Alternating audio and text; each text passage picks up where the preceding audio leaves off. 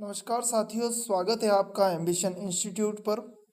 तो आज हमारी कंटेंट की पहली क्लास होने वाली है और यह होने वाली हिंदी साहित्य के काव्य शास्त्र से, जो कि है अलंकार।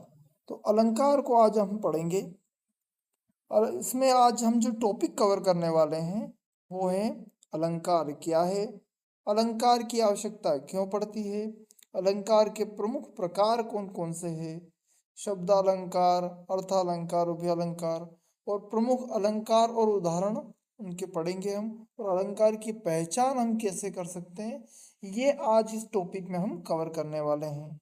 तो ये अलंकार की परिभाषा क्या है? तो अलंकार की परिभाषा, जैसे आभूषण शरीर की शोभा बढ़ाते हैं वैसे ही अलंकार काव्य की शोभा बढ़ाते हैं, ये अलंकार कहलाते हैं। तो चलिए आगे बढ़ते हैं। अब पहली बात है कि अलंकार की परिभाषा, तो अलग अलग भाषा शास्त्रियों ने अलग अलग परिभाषा दी है, पर एक परिभाषा जो सार्वरूप से मान्य है वो है कि काव्य की शोभा बढ़ाने वाले तत्वों को अलंकार कहते हैं। जो काव्य की शोभा बढ़ाए उन शब्दों को या उन तत्वों को अलंकार कहते हैं। अलंकार यानी कि जो अलंकृत करता है उसको अलंकार कहते हैं। सार रूप में समझे तो जिस प्रकार आभूषण शरीर की सुंदरता बढ़ाते हैं, उसी प्रकार जिस प्रकार आभूषण शरीर की सुंदरता बढ़ाते हैं उसी प्रकार अलंकार काव्य की सुंदरता और चमत्कार और प्रभाव को बढ़ाते हैं। इसको सरल शब्दों में समझे तो जो काव्य को अधिक सुंदर, आकर्षक और प्रभावशाली बनाता है उसे अलंकार कहते हैं। इसका एक उदाहरण लेते हैं कि एक कथन कोई कहे कि उसका मुख सुंदर है, और इसमें अगर अलंकार लिख दिया जाए या अलंकार को डाल दिया जाए तो अलंकार युक्त कथन क्या हो जाएगा? उसका मुख चांद के समान सुंदर है। यहाँ चांद के समान कहने से कथन जो है वो अधिक सुंदर और प्रभावशाली हो जाता है।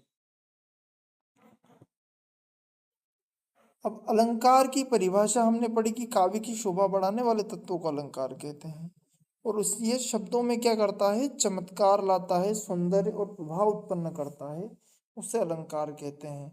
अब सरल शब्दों में इसको समझा हमने कि जिस प्रकार आभूषण शरीर की सुंदरता बढ़ाते हैं उसी प्रकार अलंकार काव्य की सुंदरता बढ़ाते हैं। तो यहाँ एक याद रखने वाली जो बात है वो है कि अलंकार काव्य को केवल सुंदर नहीं बनाते, उसे प्रभावशाली और यादगार भी बनाते हैं। ये हमने आज समझा है। आगे बढ़ते हैं कि अलंकार का महत्व क्या है। अब अलंकार का महत्व क्यों है? तो जैसे हमने समझा कि एक साधारण सा कथन है कि उसका मुख सुंदर है, इसकी बजाय अगर हम ऐसा कहें कि उसका मुख चंद्रमा के समान सुंदर है, तो जो दूसरा वाला कथन है कि उसका मुख चंद्रमा के समान सुंदर है वो थोड़ा अच्छा लगेगा, वो थोड़ा प्रभावशाली लगेगा और चमत्कारपूर्ण लगेगा। तो अब अलंकार का महत्व क्यों पड़ता है, इनका महत्व क्यों है, तो इसको हम समझेंगे कि ये अलंकार जो है वो काव्य को सुंदर बनाता है, अलंकार काव्य की भाषा और भावों को आकर्षक बनाता है। दूसरा है कि भाषा को प्रभावशाली बनाता है। साधारण बात अलंकार के प्रयोग से अधिक प्रभाव उत्पन्न करती है। फिर तीसरा है चमत्कार उत्पन्न करता है, पाठक या श्रोता के मन में आश्चर्य और आनंद का संचार करता है। चौथा है कि भावों को गहराई देता है, भावों की सूक्ष्मता गहराई को प्रकट करने में सहायक होता है। पांचवी बात क्या है कि अलंकार का महत्व क्यों है कि पाठक के मन पर गहरा प्रभाव डालता है, अलंकार युक्त काव्य लंबे समय तक स्मृतियों में या याददाश्त में रहता है। छठी बात है कि कवि की प्रतिभा को यह उजागर करता है। कवि कितना प्रतिभाशाली है वो अलंकार के माध्यम से ही पता लगता है कि वो कैसे कैसे अलंकारों को, कोई सामान्य बात कह देता है वो इतनी प्रभावशाली नहीं होती, लेकिन अलंकार का अगर कोई कवि प्रयोग करता है तो उसकी प्रतिभा का ज्ञान होता है कि यह अधिक प्रतिभाशाली है, तभी तो ऐसे ऐसे अलंकारों को इसने प्रयोग किया है। तो अलंकार जो है वो कवि की कल्पना शक्ति और अभिव्यक्ति कौशल को दर्शाता है।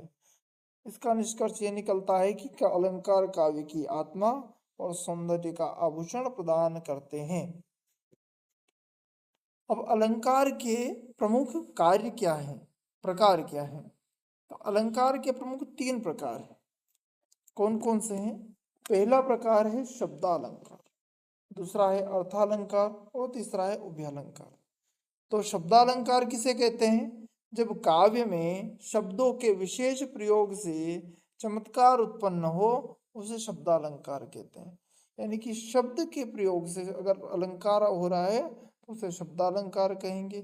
इसके उदाहरण कौन कौन से हैं? अनुप्रास, यमक, श्लेष, पुनरुक्ति प्रकाश और विप्सा अलंकार, ये प्रमुख उदाहरण हैं शब्दालंकार के। उसके बाद अर्थालंकार है। अर्थालंकार का अर्थ क्या हुआ कि शब्द अलंकार में शब्द के विशेष प्रयोग से चमत्कार हो रहा है, तो यहाँ अर्थ के कारण चमत्कार उत्पन्न होगा। तो जब काव्य में अर्थ के कारण चमत्कार उत्पन्न हो, उसे अर्थालंकार कहते हैं। इसके उदाहरण क्या क्या हैं?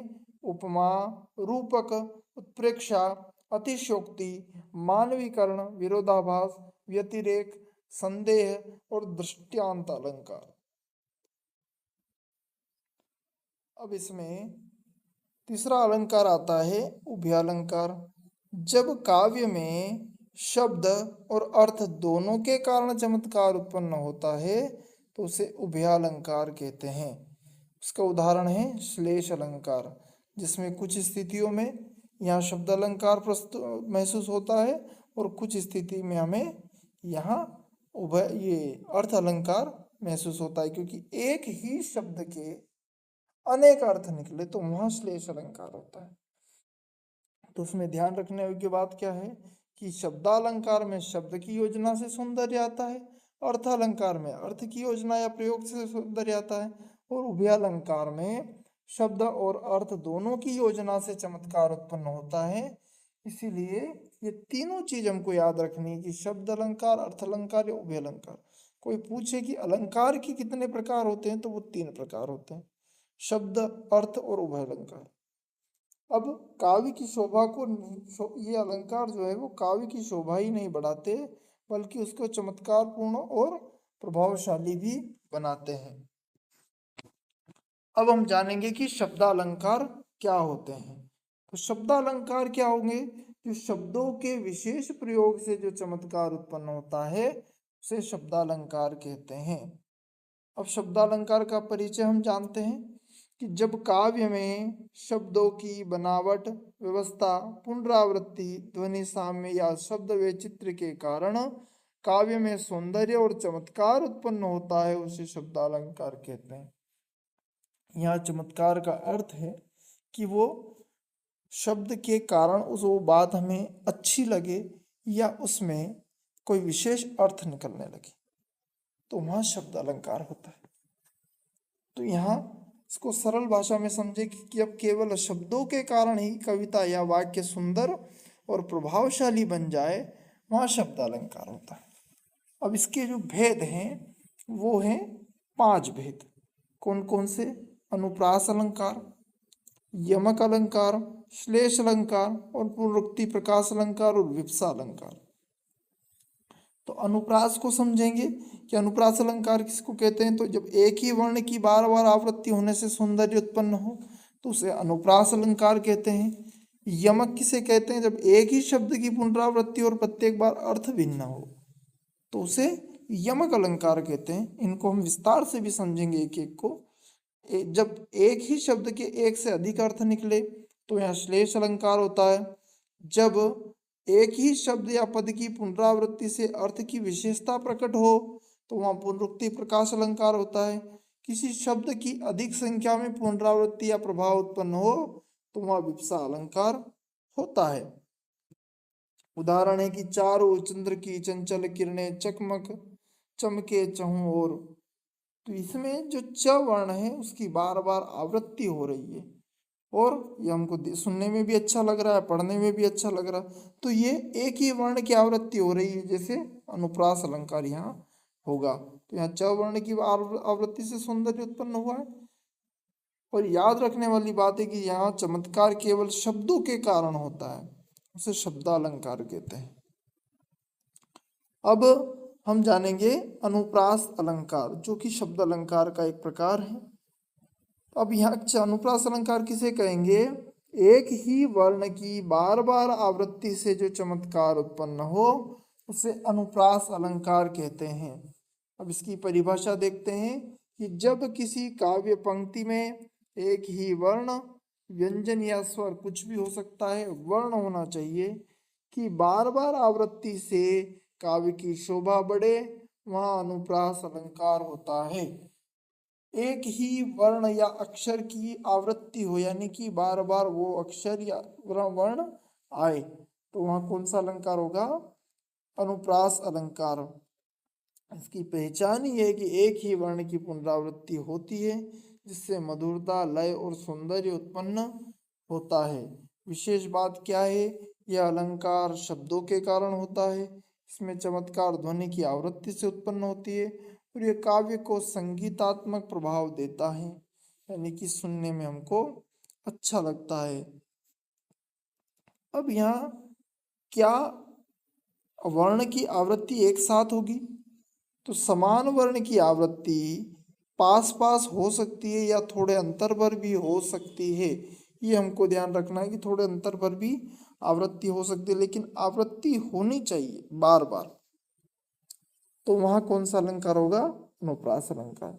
अब इसमें दे रखे हैं कि कौन से वर्ण जो दोहराए जा सकते हैं। क, ख, ग, घ, च, छ, ज, झ, ट से लगाकर म तक के व्यंजन की यहाँ आवृत्ति हो सकती है, और स्वर अ से लगाकर ओ तक के हो सकते हैं। एक उदाहरण है, कल कल करती, कल कलिनी, कूल कूल बहती आई। यहाँ क वर्ण कितनी बार आया है? क भी आया है और ल भी आया है, तो क की आवृत्ति भी हो रही है, ल की आवृत्ति भी हो रही है, तो यहाँ अनुप्रास अलंकार होगा, क्योंकि एक ही वर्ण की, जैसे क की आवृत्ति हो रही है और ल की भी हो रही है, दो दो वर्णों की आवृत्ति हो रही, तो यहाँ तो अनुप्रास होना संभावित ही है। फिर अगला उदाहरण है, चारु चंद्र की चंचल किरणें। यहाँ च वर्ण 3 बार आ गया है, अंतराल पर आया है लेकिन आया है। फिर आता है मधुर मधुर, यहाँ म वर्ण की आवृत्ति हो रही है। फिर आता है पवन पूर्वे या पायल बजे, इसमें पवन में भी प है, पूर्वेया में भी प है, पायल में भी प है, तो यहाँ प वर्ण की आवृत्ति हो रही है। तो अनुप्रास का मतलब एक ही समझो कि यहाँ एक अक्षर बार बार आता है, यहाँ अनुप्रास अलंकार होगा। ये हमको भूलना नहीं है, इसको हमेशा याद रखना है। अगला अलंकार आता है, शब्द अलंकार का ही एक भेद है, यमक अलंकार। तो यमक अलंकार को पढ़ेंगे हम कि जब एक ही शब्द या शब्द समूह की पुनरावृत्ति हो पर प्रत्येक बार उसका अर्थ अलग अलग हो, तब यमक अलंकार होता है। तो एक ही शब्द, पिछली बार जब हमने अनुप्रास पढ़ा तो अनुप्रास में एक वर्ण की आवृत्ति हो रही थी, लेकिन जब यमक अलंकार पढ़ेंगे तो उसमें शब्द की आवृत्ति होती है। तो इसकी परिभाषा है कि एक ही शब्द या पद की पुनरावृत्ति अलग अलग अर्थ में होने पर जो चमत्कार उत्पन्न होता है उसे अलंकार, यमक अलंकार कहते हैं। अब बात यह है कि एक ही शब्द की पुनरावृत्ति हो और दोनों शब्दों का अर्थ अलग अलग निकले, तब यमक अलंकार होता है। केवल पुनरावृत्ति होना जरूरी नहीं है, उसका अर्थ भी अलग होना चाहिए। तो एक ही शब्द दो या दो से अधिक बार आए तो, और प्रत्येक बार उसका अर्थ भिन्न हो और काव्य में चमत्कार सौंदर्य उत्पन्न हो, यहाँ अलंकार शब्द की पुनरावृत्ति से होता है। ये जो 2 बार शब्द आता है उससे इसका अलंकार बनता है, लेकिन अर्थ भी दोनों जगह अलग अलग प्रयोग होना चाहिए। तो यह जो अलंकार है शब्द अलंकारों में अत्यंत महत्वपूर्ण है। इसमें शब्द एक ही होता है और अर्थ अलग होता है। अधिकांशतः कवि एक ही शब्द में बहु अर्थ का सुंदर प्रयोग करते हैं। अब इसके उदाहरण को हम देखेंगे कि कनक कनकते सो गुनी मादकता अधिकाय, या खावे बोराए लोग सब और पाए वा पावे बोराए, इसमें गलत लिख दिया है। तो इसमें इसके 2 अर्थ हैं। पहला कनक तो सोना से है जो आप यहाँ देख रहे हो, और दूसरा कनक जो वो धतूरे के फल से, जो शिव जी को धतूरे का फल चढ़ता है उससे है। तो यहाँ दोनों जगह कनक का प्रयोग हुआ, 2 जगह, और दोनों का अर्थ अलग अलग निकल रहा है, तो यहाँ कौन सा अलंकार होगा? यमक। फिर दूसरा उदाहरण देख लेते हैं, राम बसत है राम में, राम रहे सब ठाए, राम बिना सब सुन है न, राम करे सब काज। तो यहाँ पहले राम का प्रयोग है भगवान राम, और दूसरे राम का प्रयोग है रमना, यानी कि रमन, यानी कि सब पूरी दुनिया में जो व्याप्त है, कण कण में व्याप्त है, उस राम से है। तो अर्थ अलग अलग हैं दोनों के। एक राम बसत है राम में, कि राम कहाँ बसते हैं, राम में, यानी कि जो सब जगह व्याप्त हैं उसमें बसते हैं। राम रहे सब ठाए, जो सब जगह व्याप्त हैं। राम बिना सब सुन है न, राम करे सब काज। राम करे का सब काज, यानी भगवान राम सब काम करते हैं।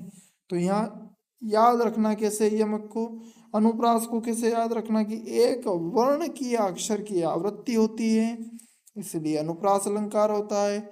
यहाँ शब्द एक अर्थ अनेक, तो कौन सा अलंकार होता है, यमक अलंकार।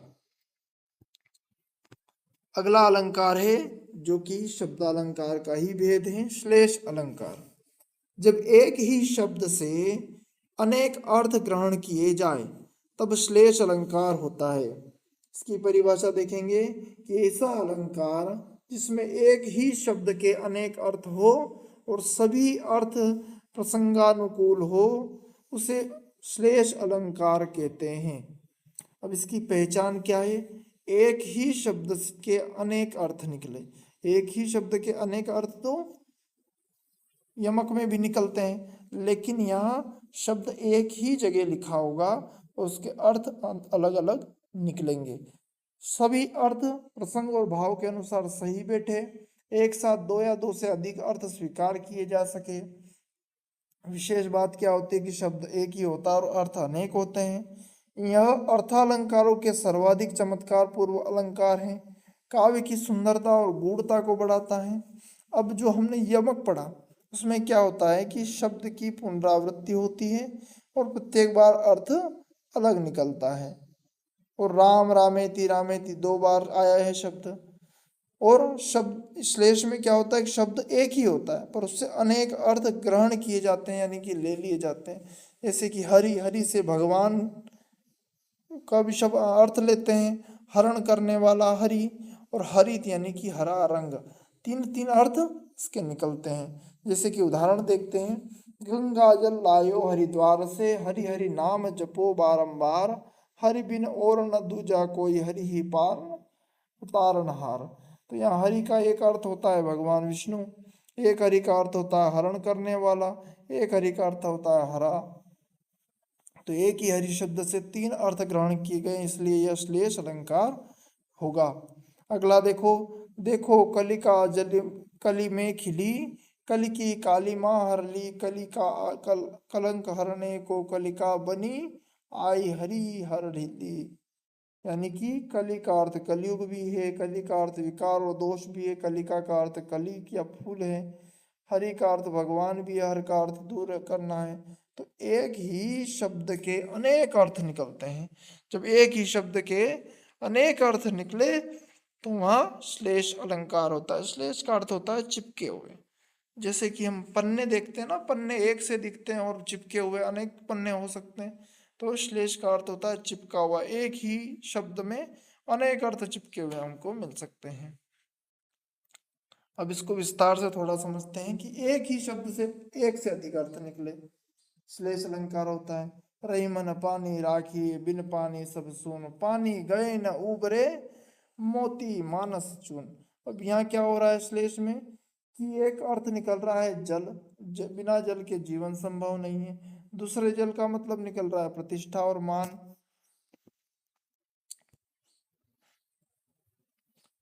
और तीसरे का अर्थ निकलता है चमक, कांति, यानी कि चेहरे की जो चमक होती है उससे है।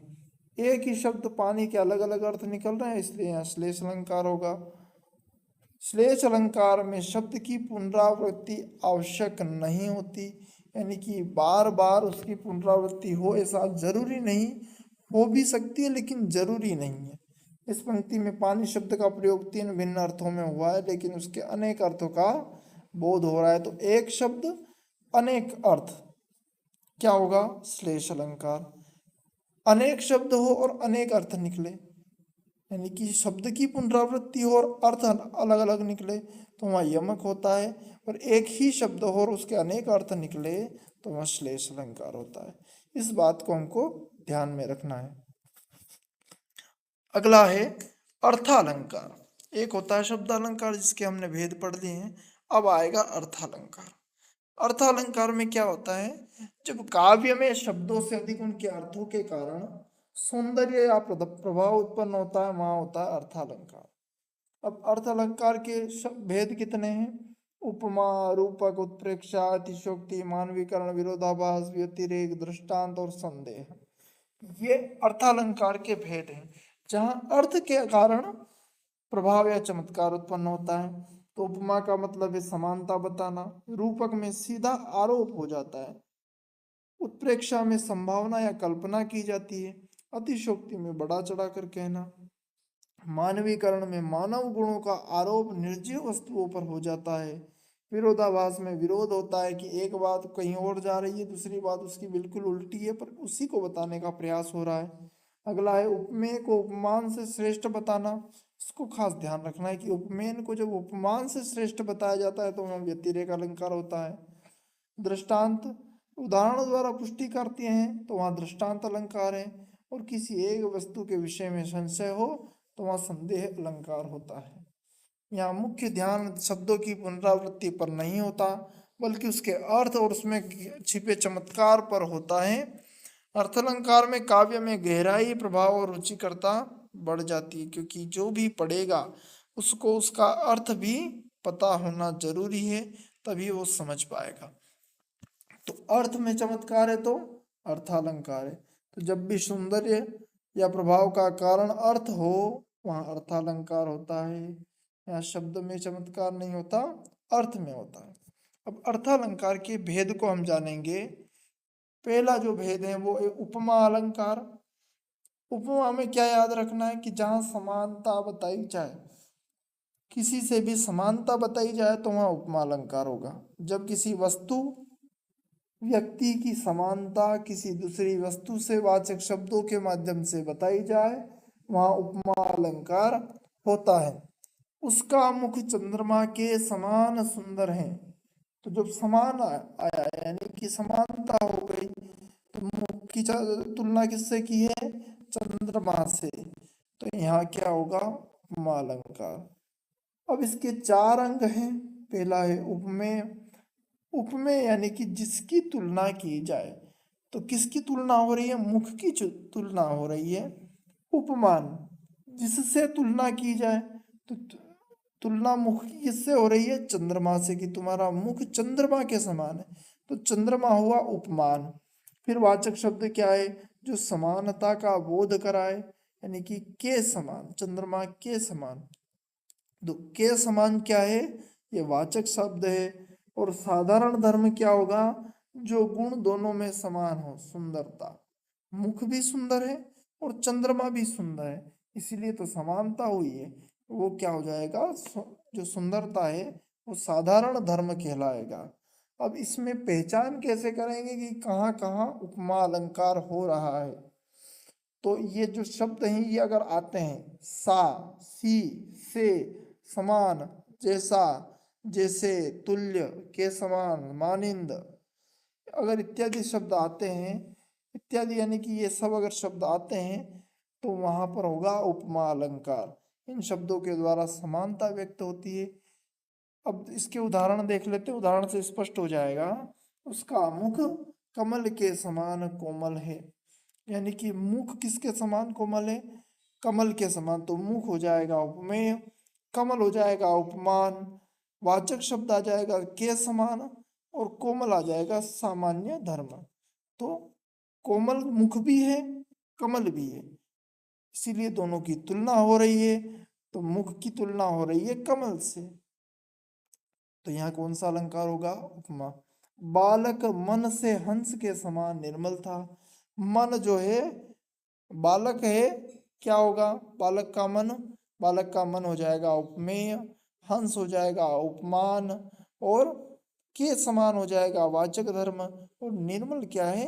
साधारण धर्म। निर्मल दोनों है, बालक का मन भी और हंस भी।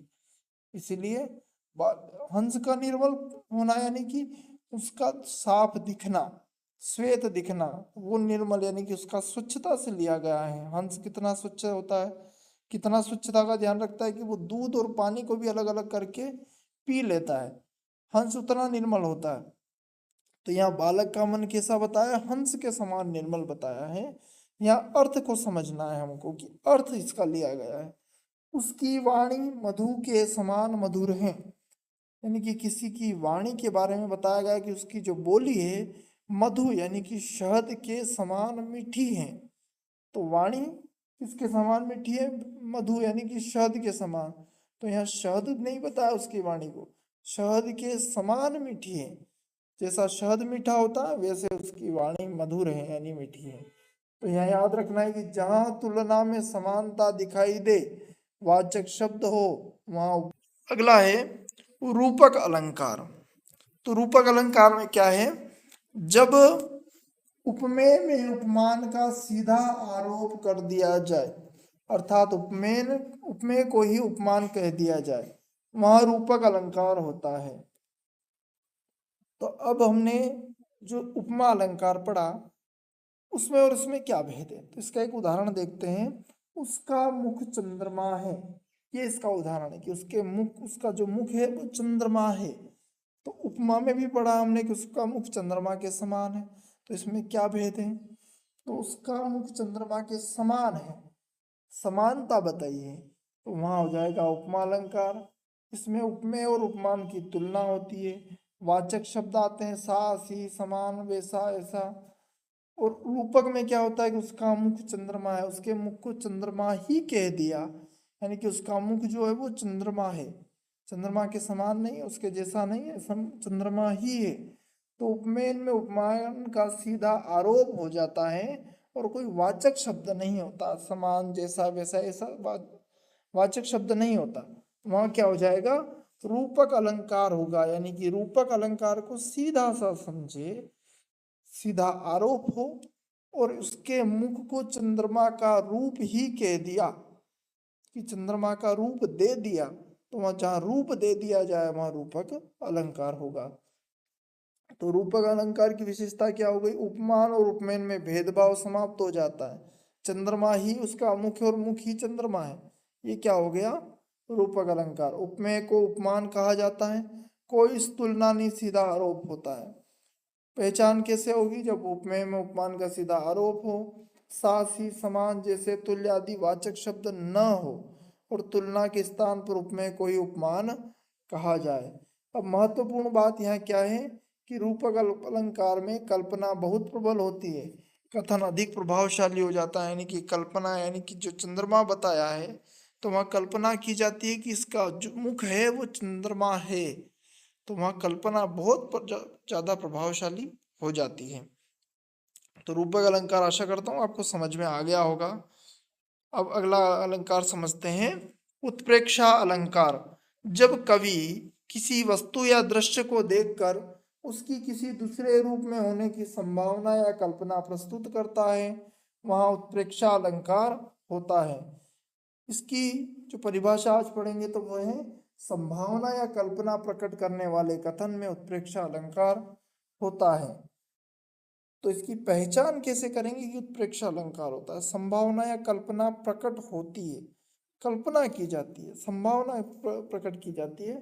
इसके पहचान है, मानो, मनु, जानो, जनु, लगता है, प्रतीत होता है, जैसे, मानो की, शायद, संभव है, यानी कि कल्पना हो रही है। मानो ऐसा होगा, मानो वैसा होगा, जान, जनु ऐसा लगता है कि, ऐसा प्रतीत होता है, माना कि, ये शब्द जब आए तो वो हो जाएगा उत्प्रेक्षा अलंकार। उदाहरण है इसका, मानो आकाश में मोती बिखर गए हों। किसके बारे में बात हो रही है? तारों के बारे में। यहाँ तारों को देखकर मोती बिखरने की कल्पना की गई है, संभावना या कल्पना व्यक्त हुई है, तो वहाँ क्या होगा? उत्प्रेक्षा अलंकार हो जाएगा। इसको पहचानने की ट्रिक है कि जहाँ संभावना या कल्पना व्यक्त हो वहाँ है उत्प्रेक्षा अलंकार। तो वस्तु को किसी रूप में होने की कल्पना करना क्या कहलाएगा? उत्प्रेक्षा अलंकार। दो दो परिभाषाएं हर अलंकार की हमने दे रखी है। आप दोनों में से जो आपसे याद हो सकती हो वो आप याद कर सकते हैं। उपमा और उत्प्रेक्षा अलंकार में बात यही है कि वहाँ उसके समान बताया जाता है, उसकी तुलना की जाती है।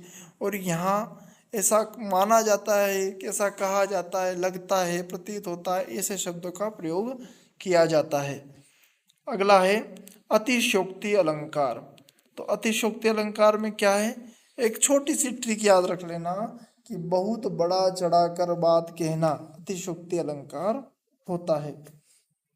तो जब किसी बात को बहुत बड़ा चढ़ाकर इतना और इस प्रकार कहा जाए कि वह वास्तविकता से कहीं अधिक प्रतीत हो, अतिशयोक्ति अलंकार होता है। तो जब वस्तु, व्यक्ति, कार्य या भाव की महत्ता या प्रभाव को बड़ा चढ़ाकर कहते हैं तो वहाँ अतिशयोक्ति अलंकार होते हैं। ये जो है ये परिभाषा है जो आप उत्तर में कहीं भी लिख सकते हो। ये एक मानी हुई परिभाषा है, लेकिन समझने के लिए कि किसी भी बात को बड़ा चढ़ा कर कहना, वास्तविकता जो है उससे कहीं अधिक कहना अतिशयोक्ति अलंकार होता है। इसके उदाहरण देखते हैं कि उसके रोने से आंसू की नदी बह गई। वास्तविकता में हम जानते हैं कि इतना तो मनुष्य के शरीर में पानी नहीं होता जितना नदी में पानी होता है। अरे एक कुएं जितना पानी नहीं होता हमारे आंसुओं में, एक बाल्टी पानी नहीं होता हमारे आंसुओं में, तो उससे नदी कैसे बह सकती है? तो कहने की बात है कि इतना रोया वो, तो उसको बड़ा चढ़ाकर इतना कह दिया कि नदी बह गई। वास्तव में नदी नहीं बह सकती, लेकिन कह दिया जाता है। हनुमान ने एक छलांग में समुद्र को पार कर लिया। ये भी कहने की बातें हैं कि एक छलांग में समुद्र पार कर लिया। तो वास्तव में कोई एक छलांग से पार कर सकता है क्या? नहीं कर सकता। तो इस बात को भी बड़ा चढ़ा कर कह दिया। उसकी भूख ऐसी थी कि वह एक ही बैठक में 10 रोटियां खा गया। अरे ये तो संभव है, ये गलत उदाहरण ले लिया आपने। ऐसी थी कि एक ही बैठक में 10 रोटियां खा गया। खा सकते हैं, बहुत से लोग खा सकते हैं, लेकिन जो दो उदाहरण हैं उनको आप समझो कि उसके रोने से आंसुओं की नदी बह गई। ये उदाहरण सही यहाँ फिट बैठता है। तो अतिशयोक्ति अलंकार यानी कि उस बात को बहुत ज्यादा बड़ा चढ़ाकर कह दिया जाए तो वहाँ अतिशयोक्ति हो जाती है। अतिशयोक्ति की विशेषता है कि वास्तविकता से अधिक बड़ी कोई बात दिखाई देती है। वाक्य चमत्कारिक और प्रभावशाली बन जाता है। कवि और लेखक भाव की तीव्रता दिखाने के लिए इसका प्रयोग करते हैं। इसमें कल्पना और अतिशयता का समावेश होता है। इसकी पहचान कैसे करेंगे? बात को असंभव या बहुत बड़ा चढ़ाकर कह दिया जाए, संख्या, आकार, मात्रा को भी बढ़ा दिया जाए, वास्तविकता से परे जाकर महिमा मंडन किया जाए। ऐसे बहुत शब्द मिलेंगे जैसे कि बहुत, अनंत, असंख्य, करोड़ों, समुद्र, आकाश, नदी, पहाड़ इत्यादि। ऐसे बड़े बड़े शब्द जो है मिलते हैं कि उनके अर्थ बड़े विशाल प्रतीत होते हैं। तो वहाँ क्या होगा? अतिशयोक्ति अलंकार। जहाँ बात की महत्ता को बड़ा चढ़ाकर कहा गया हो वहाँ अतिशयोक्ति अलंकार होता है। आशा करता हूँ अतिशयोक्ति अलंकार आपको समझ में आया होगा। अगला अलंकार है मानवीकरण अलंकार। तो इसमें इतना सा याद रखना है कि निर्जीव या प्रकृति की वस्तु को मानव के गुण या क्रियाएं देना मानवीकरण अलंकार है। यानी कि जब कभी निर्जीव वस्तुओं, पशु पक्षियों, पेड़ पौधों, प्रकृति की वस्तुओं में मनुष्य के गुण, भाव या क्रियाओं का आरोप करता है तो वह मानवीकरण अलंकार होता है। कि जब प्रकृति की उन वस्तुओं को जो इंसान नहीं है, पशु पक्षी हैं, पेड़ पौधे हैं, चंद्रमा हैं, तारे हैं, पर्वत, पठार, मैदान हैं, नदी हैं, तालाब हैं, उनको इंसान जैसे भाव उनमें देना क्या होगा? मानवीकरण अलंकार। निर्जीव या मानवेतर वस्तुओं में मानव से इतर, मानव नहीं हो केवल, उनको मानव के गुण, भाव या क्रियाओं का आरोप करना मानवीकरण अलंकार होता है। जैसे हवा गुनगुना रही है, क्या हवा गुनगुनाती है? नहीं गुनगुनाती। लेकिन मनुष्य गुनगुनाता है तो हवा ऐसी बह रही जैसे गुनगुना रही, कोई गाना सुना रही हो। चांद मुस्कुरा रहा है, क्या चांद मुस्कुराता है? नहीं।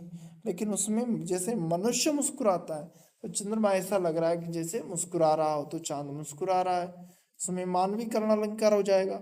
नदी कल कल करती हुई गा रही थी। गाना मनुष्य का काम है, लेकिन नदी नहीं गा सकती, लेकिन कल कल की आवाज जैसी आ रही है जैसे कि वो गा रही हो।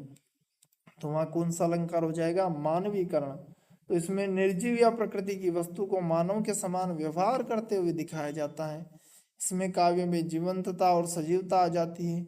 यह भावों को अधिक प्रभावशाली और मार्मिक बनाता है। इस अलंकार में मानव गुण का आरोप होता है, जैसे कि निर्जीव और प्रकृति की वस्तु में और मानव की क्रिया या गुण दोनों मिलाने से जो वाक्य बनते हैं उनको मानवीकरण अलंकार कहते हैं। वहाँ मानवीकरण अलंकार होगा। पेड़ पौधे, नदी, हवा, चांद, सूरज, बादल इत्यादि में मनुष्य जैसी क्रिया या भाव दिखाई दे तो वह मानवीकरण अलंकार होगा। इन शब्दों पर ध्यान देना है कि मुस्कुराना, गाना, रोना, बोलना, चलना, हंसना, सोचना ऐसे शब्द हो प्रकृति के शब्दों के साथ तो वहां हो जाएगा मानवीकरण अलंकार। जब निर्जीव या प्रकृति की वस्तु में मनुष्य की तरह व्यवहार करते दिखाया जाए तो वह मानवीकरण अलंकार होता है। ये याद रखने योग्य बात है। आशा करता हूँ मानवीकरण अलंकार आपको समझ में आया होगा। साथ साथ आप भी नोट्स बनाते रहना ताकि आप भूलो ना इन चीज़ों को। बाकी अगर आप पीडीएफ चाहते हैं तो पीडीएफ भी आपको हमारे टेलीग्राम चैनल जो अब मैंने बना लिया है उसमें आपको ये लिंक सारी मिल जाएगी। अगला अलंकार है विरोधाभास अलंकार। तो विरोधाभास अलंकार में क्या है कि जहाँ विरोध का आभास हो और अर्थ गहरा हो वहाँ विरोधाभास अलंकार होता है। तो विरोध यानी कि आपका कोई विरोध करे पर दोनों एक साथ हो तो वहाँ विरोधाभास होता है। इतना समझो कि जब किसी कथन में दो विरोधी बातें एक साथ कही जाए, प्रथम दृष्टया विरोध दिखाई दे परंतु गहराई से देखने पर कथन अर्थपूर्ण लगे, वहाँ विरोधाभास अलंकार होता है। इसकी परिभाषा समझो कि विरोध का आभास कराने वाला परंतु अर्थपूर्ण कथन हो जहाँ हो वहाँ विरोधाभास अलंकार होता है। इसकी विशेषता क्या होती है? प्रथम दृष्टया कथन में विरोध दिखाई देता है, गहराई से देखने पर कथन अर्थपूर्ण और सत्य प्रतीत होता है, कवि विरोध के माध्यम से गहरा भाव उत्पन्न करता है, यह कथन को कवि अधिक रोचक और प्रभावशाली बनाता है। अब यहाँ उदाहरण से अब हम इसको समझेंगे। गिरा अरु गिरी जलधि जल परे नाम न हिली न डोली तुलसी निर्धन को धन राम है सो संपत्ति सकल अनमोली। गिरा अरु गिरी जो पहाड़ है वो पहाड़ पर ही गिर रहा है, क्या ये संभव है? जलधि जल परे यानी कि समुद्र से पानी गिर रहा है, क्या संभव है? नाव न हिली न डोली, समुद्र से पानी गिर रहा है और नाव हिली भी नहीं। तुलसी निर्धन को धन राम है, तुलसी निर्धन है पर उसका धन कौन है? राम है। तो यहाँ एक बात समझ में आ रही कि तुलसी तो निर्धन है, फिर निर्धन के पास तो धन होता ही नहीं, पर उसका धन कौन है? राम। सो संपत्ति सकल अनमोली।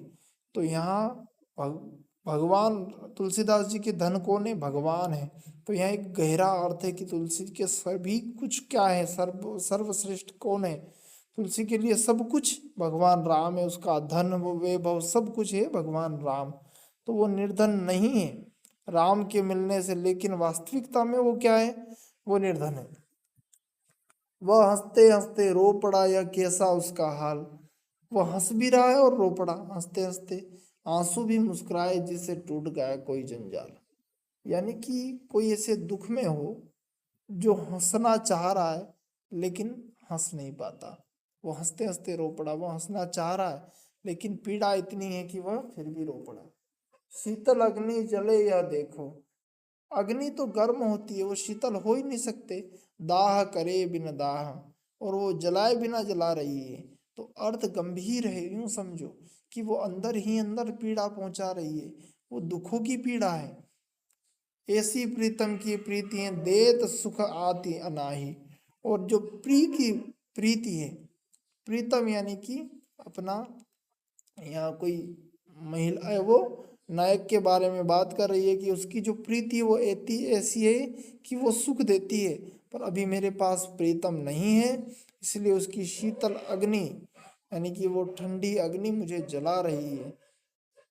तो यहाँ पहचान कैसी होगी कि दो विपरीत बातें एक साथ कहे, शीतल भी है और अग्नि भी है, अलग अलग बातें हैं। हंसते हंसते रो पड़ा, अलग अलग बातें हैं। जब एक साथ कही जाए तो वहाँ विरोधाभास अलंकार होता है।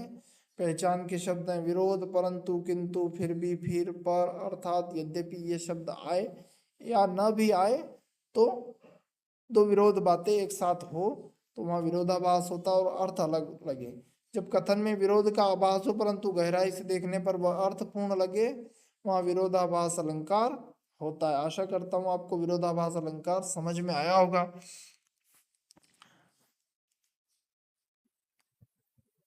अगला जो यहाँ अलंकार सारे खत्म हो चुके हैं, लगभग सारे अलंकार हमने समझ लिए हैं। अब इसको अलंकार को पहचानने की एक सामान्य सी ट्रिक, जो साधारण से एक तरह से रिवीजन है कि कैसे हम अलंकार को पहचानेंगे, तो वो यहाँ पहचानते हैं कि किसी भी काव्य पंक्ति में सबसे पहले ये देखना है कि वहाँ चमत्कार कहाँ है। क्या चमत्कार शब्दों के प्रयोग में है या अर्थ के भाव में, उसी के अनुसार अलंकार को पहचानेंगे। पहले यह समझना है कि शब्द अलंकार या अर्थ अलंकार है। अलंकारों के नाम हमको याद करना होगा, ठीक है। सामान्य गलती क्या होती है कि हर समानता को उपमा समझ लेते हैं, तो वो गलती हमको नहीं करनी है। रूपक और उपमा में अंतर नहीं कर पाते हैं, तो हमको ये समझना है कि जब पूरा आरोप कर दिया जाए कि वही चंद्रमा ही मुख है, मुख ही कमल है, ऐसा जब आरोप हो तो वहाँ रूपक अलंकार होता है। और समान सा ऐसा वैसा जब बताया जाता है तो वहाँ उपमा अलंकार होता है। मानो जैसा समान देखकर अलंकार तय कर लेते हैं कि यहाँ क्या अलंकार होगा। मानो अगर ऐसा बताया कि मानो ऐसा हो रहा है, मानो वैसा हो रहा है, तो वहाँ कौन सा है, उत्प्रेक्षा अलंकार होता है। और संदर्भ को नहीं समझ पाते हैं, यहाँ सामान्य गलतियाँ हो जाती है। अब सबसे जरूरी बात है कि चमत्कार शब्द में या अर्थ में ये जान लेंगे तो हमारी कोई भी गलती नहीं होगी। शब्द में चमत्कार है तो हम शब्द अलंकार पहचान लेंगे, अर्थ में चमत्कार है तो अर्थालंकार। और जब श्लेष अलंकार का पूछा जाए तो वो उभयालंकार में भी आ सकता है और शब्द अलंकार में भी आ सकता है, दोनों अलंकारों में उसको ले सकते हैं। अब यहाँ हम संकेत, पहचान और अलंकार के माध्यम से एक सारणी दी गई है हमने, उसमें हम पहचानेंगे कि किस प्रकार कैसा अलंकार। एक सामान्य सा और जल्दी जल्दी फास्ट रिवीजन है जो अब आज हमने पढ़ा है कि वर्ण की आवृत्ति होती है। जब एक ही वर्ण बार बार आए तो क्या होगा, अनुप्रास अलंकार। शब्द की पुनरावृत्ति हो और अर्थ अलग हो तो वहाँ शब्द दोहराया जाए, हर बार अर्थ अलग हो जाए तो वहाँ यमक अलंकार हो जाएगा। एक शब्द से अनेक अर्थ बने, एक ही शब्द के कई अर्थ एक साथ निकले तो वहाँ क्या होगा, श्लेष अलंकार हो जाएगा। फिर जब समानता बताई जाए, सा सी समान जैसा जैसे तुल्य आदि शब्द हो तो वहाँ उपमा अलंकार होगा। सीधा आरोप हो, उपमेय कोई उपमान समझा जाए तो वहाँ रूपक अलंकार होगा। संभावना या कल्पना हो, मानो मनो जानो जनू लगता है ऐसा है, तो उत्प्रेक्षा अलंकार होगा। बात को बड़ा चढ़ाकर कहना, अतिशोक्ति अलंकार हो जाएगा। प्रकृति के गुणों पर या निर्जीव पर मानव की तरह प्रस्तुत किया जाए, मानव गुण का आरोप हो तो मानवीकरण अलंकार हो जाएगा। विरोध का आभास हो, विपरीत बातें एक साथ हो तो विरोधाभास अलंकार हो जाएगा। तो ये अलंकार पहचानने की पहली सीढ़ी क्या है कि चमत्कार को हमको पहचानना है, और इस तरह हम अलंकार को हम जान सकते हैं। तो आज हमने क्या सीखा कि अलंकार का अध्ययन हमें काव्य की सुंदरता समझने और पहचानने की क्षमता देता है। परीक्षा में प्रश्न हल करने के लिए संकेत पहचानना सबसे जरूरी है। अलंकार क्या है कि काव्य की शोभा या चमत्कार या प्रभाव बढ़ाने वाला तत्व है, इसे अलंकार कहते हैं। तो शब्द अलंकार कितने हैं, अनुप्रास, यमक, श्लेष, पुनरुक्ति, प्रकाश और विप्सा अलंकार। इसमें शब्द से चमत्कार उत्पन्न होता है। अर्थालंकार में अर्थ के कारण चमत्कार होता है। तो ये कौन कौन से, उपमा, रूपक, उत्प्रेक्षा, अतिशोक्ति, मानवीकरण, विरोधाभास, व्यतिरेक, दृष्टांत, संदेह, ये अलंकार है।